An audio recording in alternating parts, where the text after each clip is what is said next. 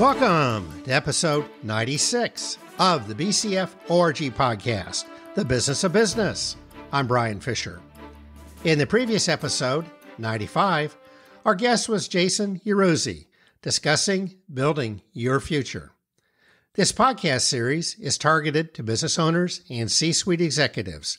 It reflects my 34 years as a business owner and subsequent years as a business mentor and consultant.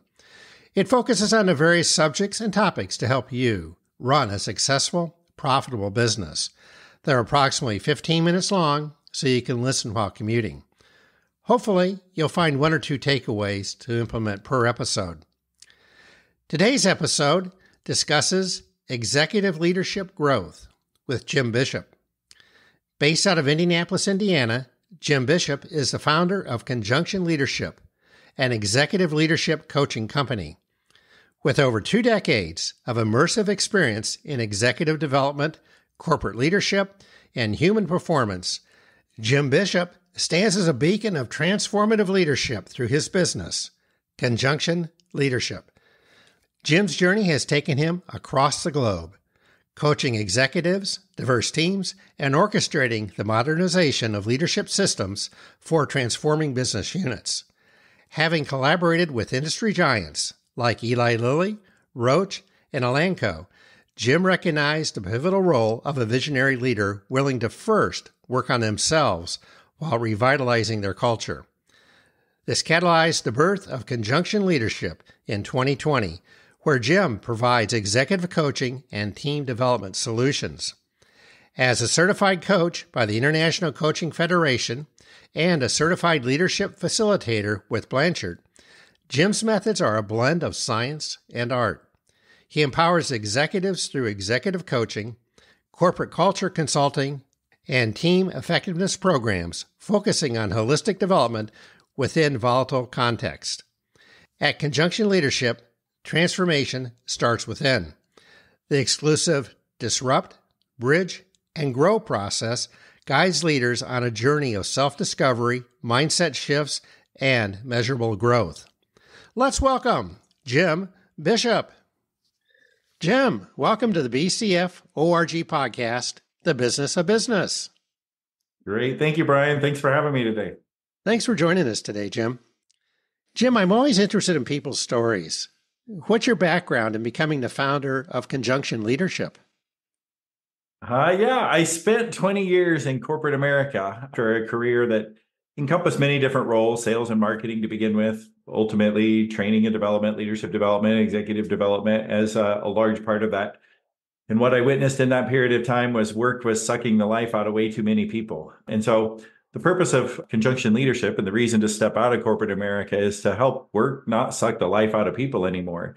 And I feel like when that happens, what happens is we no longer have the vitality to lead our families, our communities, or the broken world around us. And I want to flip that equation. I think that if we do it right, we can have leaders that create cultures, that create teams, that enable people to come out of work feeling more energized and more ready to go, so that at night they don't have to come home and just sit on the couch and recover. They can actually go and lead the churches or their school groups or their community groups and the things where leadership is void in our hurting and broken worlds. Well, I couldn't agree more with you. It's pretty easy to get the life sucked out of you, especially as a business owner. Absolutely. Well, today's episode topic is executive leadership. What's the difference between good leaders and great leaders? Oh, my goodness. There's so much. You and I were chatting here even before the show that good leaders focus on all the things that needs to make the business run. They get the numbers, they make the money come in, hit the revenue targets, generally leading successful enterprises. Great leaders are those that recognize the tension between the execution and the strategy piece of the business, not only working on the business, but working in the business at the same time. Great leaders are also those ones that are creating a more optimal environment for us all to become better humans. They're not just doing it by slogging through the details and making sure we hit our numbers at the expense of what makes people come alive. Great leaders are doing it while they're helping other people become more self-actualized and more purposeful in their own life in this world. Jim, you've been quoted as saying, business growth is leadership growth. What exactly does that mean?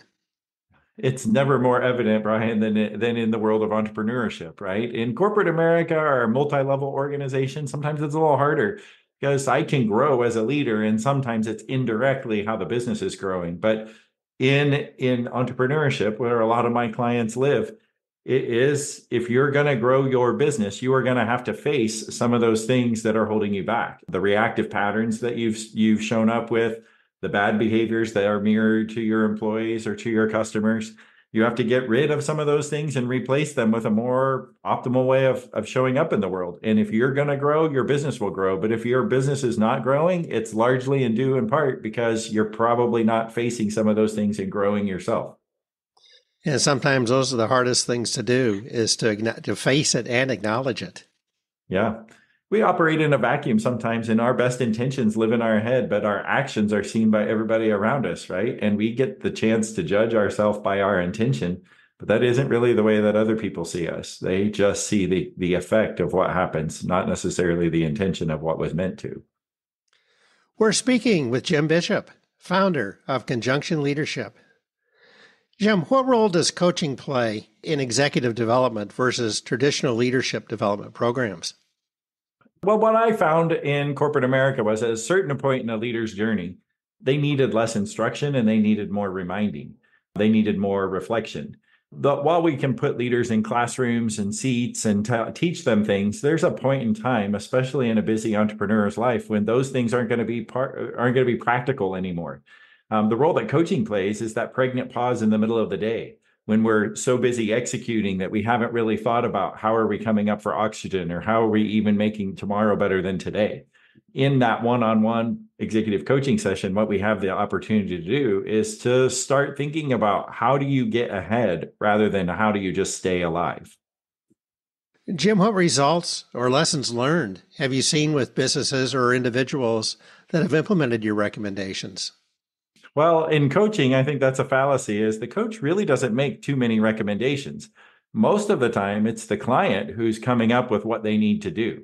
The space that coaching provides is that place for them to get courageous enough to actually do that. And I'm digging out of them what they already know they probably could be doing, but sometimes they're just fearful of doing.